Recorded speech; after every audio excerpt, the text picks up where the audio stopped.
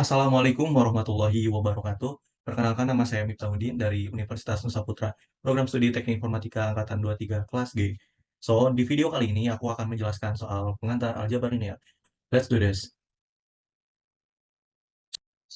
Jadi untuk bagian pertama, apa sih aljabar itu sendiri? Apa itu aljabar? Aljabar sendiri adalah salah satu bentuk cabang ilmu dari matematika yang pembahasannya menyasar mengenai suatu penyederhanaan dan pemecahan masalah dengan memakai simbol pengganti berupa konstanta dan variabel. Sejarah singkat mengenai aljabar itu sendiri. Secara harfiah, aljabar berasal dari aljabar yang berarti pertemuan hubungan penyelesaian. Ilmu ini dibuat oleh Muhammad Ibnu Musa Al-Khawarizmi dalam bukunya mengenai konsep dan bentuk aljabar ditulis sekitar tahun 820 yang merupakan seorang matematikawan, astronomer, dan geografi. Ia juga mendapat julukan sebagai the father of algebra atau bapak dari aljabar. Bentuk dan rumus. Jadi seperti yang kita ketahui, tentunya aljabar ini sendiri punya bentuk dan rumus, yang mana sebenarnya bentuk dan rumus aljabar ini sendiri ada banyak ya, tapi aku hanya akan menjelaskan atau menyertakan 5 di antaranya, yaitu ada rumus persamaan, variabel koefisien, dan konstanta dan eksponen. Pertama, kita punya persamaan. Apa yang dimaksud dengan persamaan? Persamaan ialah suatu teknik matematika yang digunakan untuk menyamakan suatu permasalahan ke bentuk matematika dengan tanda persamaan atau sama dengan. Bentuk ini dapat berupa bentuk yang paling sederhana hingga kompleks. Aku juga sudah menyertakan contoh dari persamaan dan contoh dari pertidaksamaan itu sendiri, yang mana bisa kita lihat di sini. Contoh dari persamaan, untuk hal paling sederhananya, untuk mengidentifikasi sesuatu itu adalah persamaan adalah tentunya dia pasti memiliki tanda sama dengan di dalamnya. Seperti yang dapat kita lihat di sini di 4x sama dengan 20 dan 5x min 6 sama dengan 9. Untuk contoh pertidaksamaan itu sendiri, sederhananya adalah sesuatu yang di mana dia tuh nggak tidak mempunyai sama dengan di dalamnya. Kayak pokoknya hal paling sederhana untuk mengidentifikasi keduanya adalah dengan seperti barusan. Selanjutnya kita punya variabel. Variabel adalah suatu simbol atau huruf yang digunakan untuk mengganti suatu nilai yang bersifat tidak tetap atau berubah-ubah, tergantung persamaan yang memuatnya. Nah, untuk contoh dari variabel itu sendiri, di sini kita sudah punya 2x plus 3y plus 4z. Jadi manakah di antara ini yang bisa dikatakan atau disebut sebagai variabel? Sederhananya adalah variabel itu adalah simbol-simbol seperti x, y, dan z ini yang mana dia tuh berdiri setelah koefisien. Jadi bisa kita lihat seperti yang sudah aku tandain. Dan sebenarnya untuk variabel ini sendiri bebas ya. Kamu bisa dengan kayak bisa menggunakan simbol lain seperti huruf A, B, C, dan D, itu sangat dibebaskan sekali. Selanjutnya ada koefisien. Jika tadi ada variabel, sekarang ada koefisien. Koefisien itu sendiri adalah nilai yang digunakan untuk mengalihkan dua variabel. Untuk contoh dari koefisien itu sendiri, aku sudah punya di sini, masih dengan bilangnya sama ya, seperti tadi, ada 2x plus 3y plus 4z. Jadi kalau x, y, dan z tadi dikatakan sebagai variabel, maka yang dikatakan sebagai koefisien itu sendiri yang mana? Ya, benar. Yang dikatakan sebagai koefisien itu sendiri adalah angka atau bilang yang berdiri sebelum variabel itu sendiri. Ada 2 yang merupakan koefisien dari X, ada 3 yang merupakan koefisien dari Y, ada 4 yang merupakan koefisien dari Z. Selanjutnya kita punya konstanta. Konstanta sendiri adalah suatu nilai yang bersifat tetap atau konstan pada suatu bentuk aljabar. Mengapa dikatakan demikian? Mari kita lihat di contohnya. Nah, kita sudah punya bilangan 6x plus 2y plus 3. Maka di antara ini mana yang bisa dikatakan sebagai konstanta? Ya, tentunya adalah 3. Mengapa 3? Alasannya karena dia ini berdiri sendiri. Jika yang lainnya kan dia ada X punya koefisien dan 6 dan angka 6 juga punya variabel yaitu berupa X. Baik sama halnya juga dengan angka 2 ya yang punya variabel Y dan Y juga punya koefisien 2. Sementara 3 ini kan dia berdiri sendiri. Maka karena itu dia dikatakan sebagai konstanta atau konstan karena dia berdiri sendiri. Eksponen. Eksponen atau perpangkatan adalah hasil perkalian bilangan dengan bilangan itu sendiri.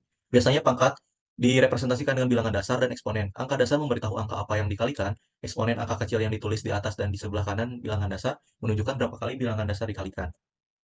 Dan untuk eksponen itu sendiri, aku sudah punya sifat-sifatnya ya, sifat-sifat bilangan bulat positif berpangkat positif, di mana di sini ada A pangkat M kali A pangkat N, yang mana bisa disederhanakan dengan cara hanya tinggal menjumlahkan pangkatnya. Ada juga A pangkat M per angka pangkat N, di mana bisa disederhanakan dengan tinggal mengurangi pangkatnya, dan lain sebagainya seperti yang sudah saya sertakan di sini ya, sudah tertera di sini. Selanjutnya kita punya operasi aljabar. Tentunya jika bicara matematika, jika bicara hal-hal yang berhubungan dengan matematis, tidak lepas dari yang namanya operasi. Ada tentunya di sini juga kita sudah lihat ada penjumlahan, pengurangan, perkalian, pembagian, dan perpangkatan. Pertama kita punya penjumlahan dan pengurangan pada aljabar. Operasi penjumlahan dan pengurangan pada aljabar hanya dapat dilakukan pada suku-suku serupa. Contoh, sederhanakan bentuk aljabar berikut. 4x plus 6y plus 2x min 3y. Jadi, bagaimana cara menjawab pertanyaan seperti ini? Seperti yang sudah diinstruksikan barusan, kita tinggal mencari suku-suku yang serupa agar proses penjumlahan dan pengurangan ini bisa dilakukan. Yang mana kita ada 4x, yang mana 4x ini sendiri satu suku dengan 2x ya, karena sama-sama bervariabel x. Jadi kita tinggal gabung mereka menjadi satu baris untuk dijumlahkan. Lalu ada 6y yang satu suku dengan min 3y. Jadi kita tinggal operasikan juga karena keduanya sudah jelas memiliki suku yang sama. Jadi untuk hasil akhirnya kita akhirnya mengetahui atau mempunyai bilangan dengan hasil akhir yaitu 6x plus 3y, yang mana 6x itu sendiri merupakan hasil penjumlahan dari 4 plus 2, 4x plus 2x, dan 3y itu sendiri merupakan hasil pengurangan dari 6y min 3y. Selanjutnya kita punya perkalian, dan untuk perkalian pada aljabar ini sendiri ada dua ya. Yang pertama kita punya perkalian dengan konstanta. Perkalian dengan konstanta dilakukan dengan mengalihkan nilai koefisien dari masing-masing variabel yang dioperasikan. Dan kita punya contoh di sini di mana ada 4x dikali 2, maka akan menghasilkan 8x. Mengapa demikian? Karena 4x dikali 2 sama saja dengan tinggal mengalihkan koefisiennya itu sendiri, yaitu 4 dengan 2. Lalu tidak lupa untuk menyertakan variabel itu sendiri, yaitu x. Dan ada contoh lain di bawahnya, di mana mungkin akan sedikit kelihatan berbeda karena kita punya dua variabel. Lantas bagaimana caranya untuk mengalihkannya ini kalau misalkan ada dua variabel? Sederhananya ya kita tinggal kalikan kedua koefisien ini dengan si konstanta, yang mana kita tinggal pertama kita kalikan 2x dikali 2, lalu kita kalikan koefisien satunya yaitu 6y dikali 2, maka akan menghasilkan 4x plus 12y. Yang satu lagi adalah perkalian dengan variabel. Perkalian dengan variabel dilakukan menyeluruh baik koefisien maupun variabel.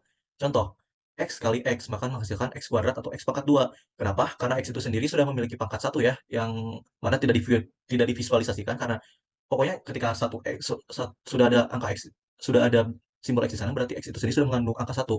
Jadi sederhananya kita tinggal menjumlahkan pangkatnya itu saja. Begitu halnya dengan cara kita menyelesaikan perkalian yang bawah, di mana ada y kuadrat dikali y kuadrat atau y pangkat 2 dikali y pangkat 2, maka akan menghasilkan y pangkat 4, karena kita tinggal menjumlahkan pangkat 2-nya dengan pangkat 2 yang satunya, maka menghasilkan y pangkat 4. Pembagian pada aljabar. Untuk menyederhanakan operasi pembagian aljabar dilakukan dengan mengubahnya menjadi bentuk pecahan. Untuk contoh, kita punya 2x dibagi 2.